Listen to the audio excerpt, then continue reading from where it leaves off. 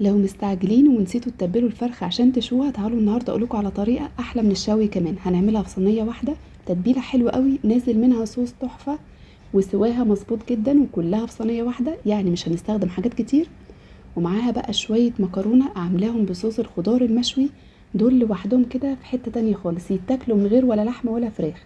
شايفين الفراخ العظمة طالعة منها ازاي؟ مستوية كويس جدا، وكلها في صينية واحدة. ونسمي الله ونبدأ. وأول حاجة الصينية دي هي اللي هستخدمها في الأكلة كلها. معلقة سمنة أو زبدة على النار، هسيبها تسخن وتسيح بالشكل ده. بعد كده هنزل بقطع الفراخ اللي عندي، وبعد كده هبهرهم نص معلقة فلفل أسود، معلقة ملح، كاري، بهارات فراخ، شوية بابريكا.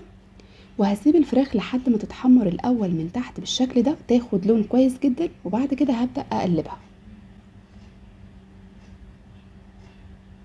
لو في حاجة مش موجودة من البهارات اللي أنا قلتلكوا عليها، تقدروا تستغنوا عنها خالص. هبدأ بقى أقلبها بالشكل ده، وتاخد لون من الناحية التانية كمان. وبعد ما اتحمرت كلها من كل النواحي، هبدأ أنزل بمعلقة توم مفرومة تتشوح كده، وهبدأ أوسع للخضار اللي هينزل. زي ما قلتلكوا احنا هنعملها كلها كده على بعضها في الصينية دي. هنزل بقى بصلاية متقطعة قطع صغيرة، فلفل رومي متقطع قطع صغيرة، وفلفل ألوان لو مش موجود تقدروا برضو تستغنوا عنه.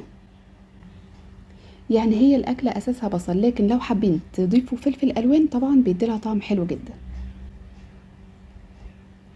هبدأ بقى أنزل الفراخ من تحت والفراخ على الوش كده، وهسيبها 10 دقايق كده على نار هادية. وبعد كده هزود لها كوباية مية سخنة.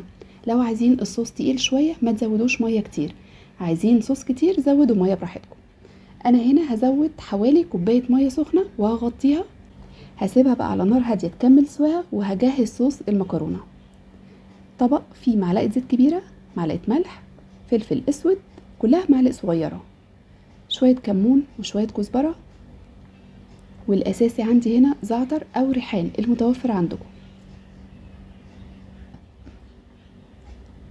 نقلب بقى الحاجات دي كلها على بعضها، وننزل بيهم على الطماطم وفلفل الوان وفلفل حامي ده اختياري، 4 فصوص توم، بصلايه صغيره. هبدا اتبل الخضار ده كويس جدا بالشكل ده، وعلى فرن سخن على طول لحد الخضار ما يتشوي معايا. خد حوالي نص ساعه في الفرن، طلعته وهبدا اعمله بالهاند بلندر.